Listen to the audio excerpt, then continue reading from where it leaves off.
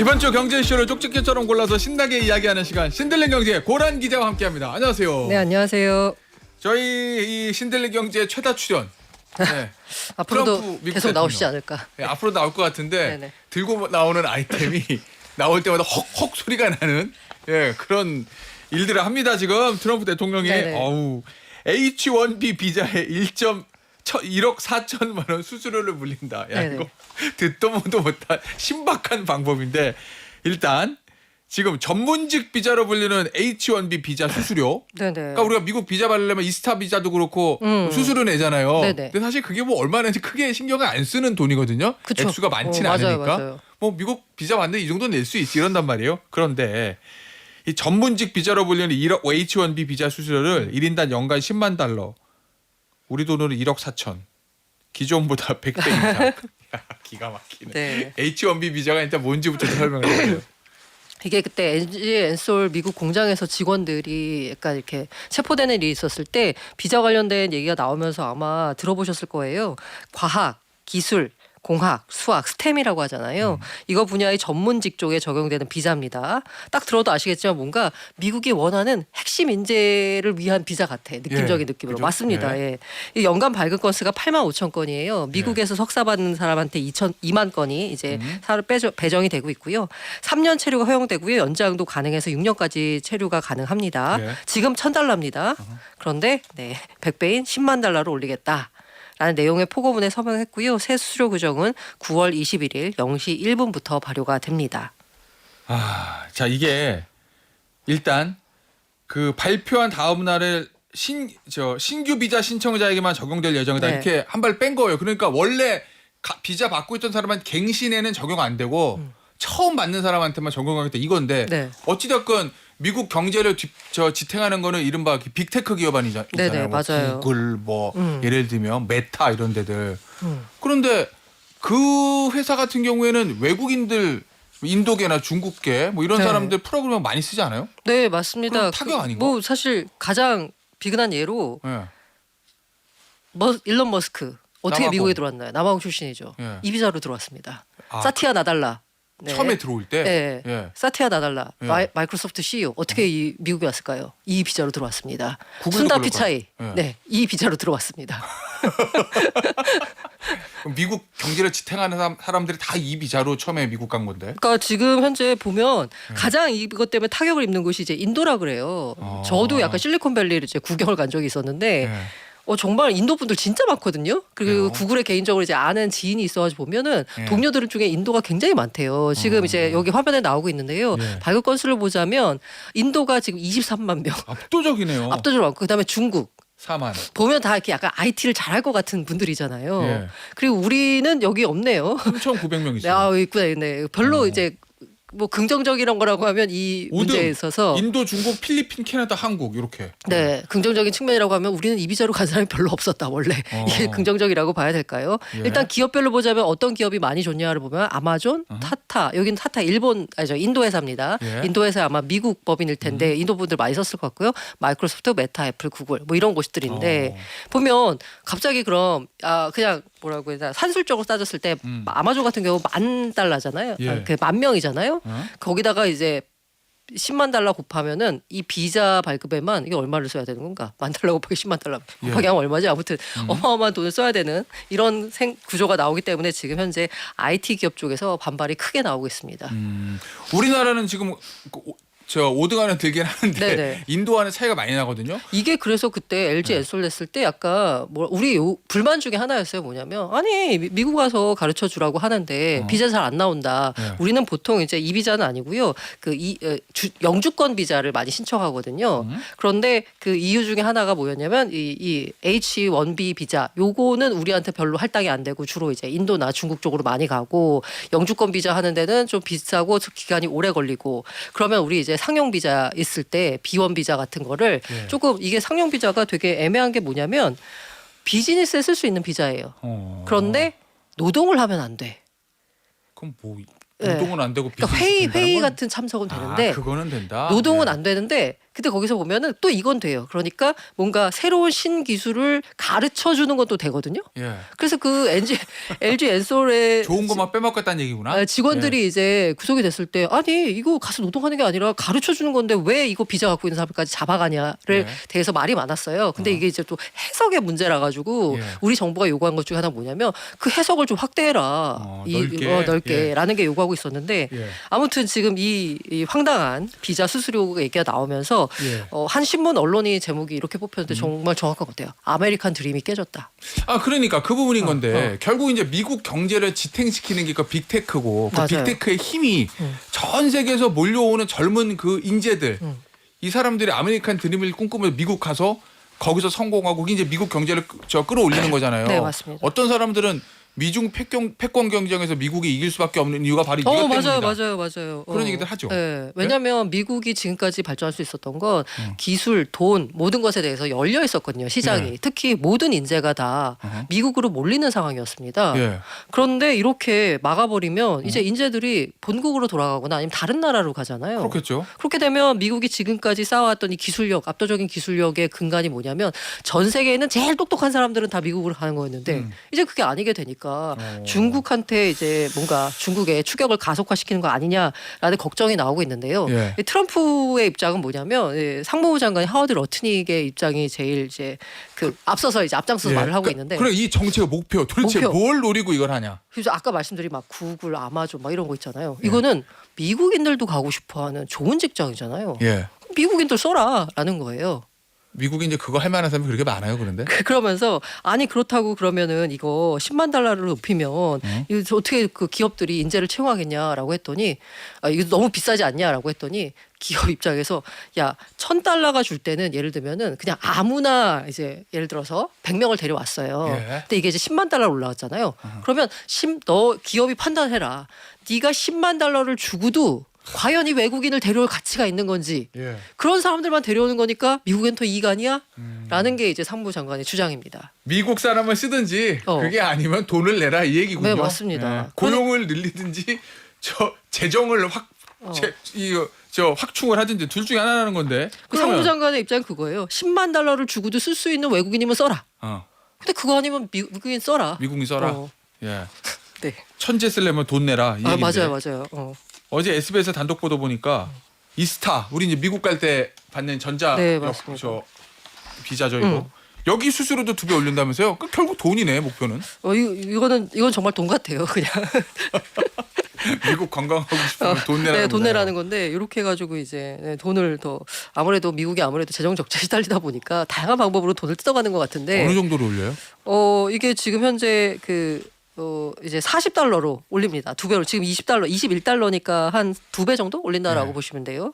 40달러로 올리는데 이건 확실히 돈 때문에 하는 것 같은 게 확실히가 아니라 그냥 이건 120%네 돈이네 이거는. 왜냐하면 40달러라고 해서 안 가진 않잖아요. 아 그러니까 타격감은 없는데 우리가 낼 때 네네. 미국 입장에서 보면 2배로 수입이 늘어나는 거니까. 이제 우리 국민들 입장에서는 한 170만 명 미국 방문하니까 요거 2배로 올리게 되면 한 매년 500억 정도 부담이 더 늘어난대요. 알겠습니다. 네. 자 그런데 앞서 이제 이번에 조지아 사태 요거 네네. 말씀해 주셨는데 우리도 지금 한국인 쿼터 미국 맞아요. 비자 이것이 늘리는 게 굉장히 지금 이슈잖아요. 네네. 그걸 협의하고 있는데 그런데 이 H1B 비자 수수료를 미국이 10배로 올렸어, 100배로 올렸어요. 이 상황은 우리한테 유리한 거예요? 불리한 거예요? 이게 약간 반을 보니까 오히려 좋아. 약간 이런 느낌이더라고요. 차라리. 아까 말씀드린 보셨잖아요. 표에서 우리나라 받는 사람은 한 4천 명밖에 안 돼요. 예. 근데 이런 사람들이 이제 어떤 사람들이라면 미국에서 이제 뭔가 석사를 마치고 나서 미국의 약간 직장에 가는 사람들입니다. 아 우리 저 유학생들이 네, 바로 맞아요. 거기 취업하는. 예. 아니면 한국에 있는데 굉장히 약간 성적이 좋은 그러니까 뭔가 이 기술력이 있는 예. 인재들이 주로 미국으로 갈 때 이 비자를 받습니다. 왜냐면 뭐 이런 인재들이 구글에 취업을 하면 구글에서 이 비자를 주는 거예요. 이런 식인 건데 네. 이거 안 나오 10만 달러를 내고 써라라고 하면 아무래도 티오가 줄겠죠. 그렇겠죠. 그러면 확률상 봤을 때 우리나라 사람들보다는 이제 인도 이 사람들한테도 그래도 지금도 많이 가고 있지만 아무래도 비중도 이쪽이 더 많이 가겠죠. 예. 그러면 이 인재들이 어디로 가겠어요? 한국으로 오겠죠.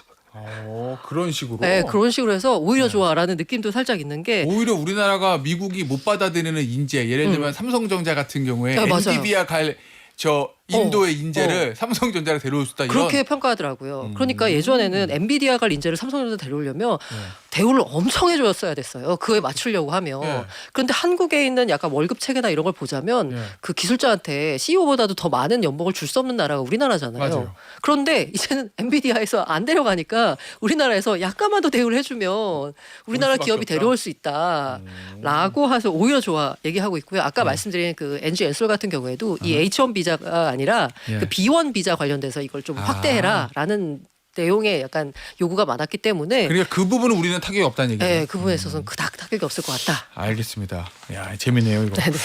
알겠습니다. 하나 더 보죠. 금리 인하 파월. 여기도 트럼프 대통령이 등장합니다. 트럼프 압박 통했나? 요건데. 미국 중앙은행 연방 공개시장위원회를 열었어요. 그래서 금리를 0.25% 포인트 낮추기로 결정했는데 이 논의 내용 좀 정리 좀 해주세요. 일단 기준금리 0.25% 포인트 낮추기로 했고요. 트럼프 행정부 들어서 처음으로 금리를 낮췄습니다. 근데 이번 이제 회의 때 9월 회의 때는 이제 점도표라는 걸 공개해요. 예. 각 연준 위원들이 앞으로 금리는 어떻게 될 것 같아를 이제 점으로 찍거든요. 근데 점들이 대체로 여기 근처에 앞으로 이제 10월하고 12월 두 차례 남았습니다. 그러면은 10월에 한 번, 12월에 한 번 해서 0.5% 포인트 내릴 거야가 이렇게 점으로 이렇게 찍혀 있거든요. 거기 거의 몰려 있어요. 예. 근데 저 밑에 하나가 딱 찍혀 있는 거예요. 무려 앞으로 1.25% 포인트를 더 내려야 돼라고 주장하는 사람의 점이 찍혔습니다. 이 사람이 누굴까요? 금리를 확 낮춰야 된다는 사람. 트럼프가 찍은 사람. 네, 트럼프 맞아요. 편 맞죠? 네, 맞아요. 예. 네, 트럼프 편인 스티브 미란 이사가 그 밑에다가 찍었고 이 점도표가 누가 찍었는지 공개가 안 되는데 예. FOMC 끝나고 나서 미란이 언론이랑 인터뷰하면서 그거 내가 찍었어. 그래서 금리는 3% 수준까지 내려야 돼라고 주장하고 있습니다. 이거를 그럼 트럼프가 요구한 거는 이제 B컷이잖아요. 0.5. 네네, 네.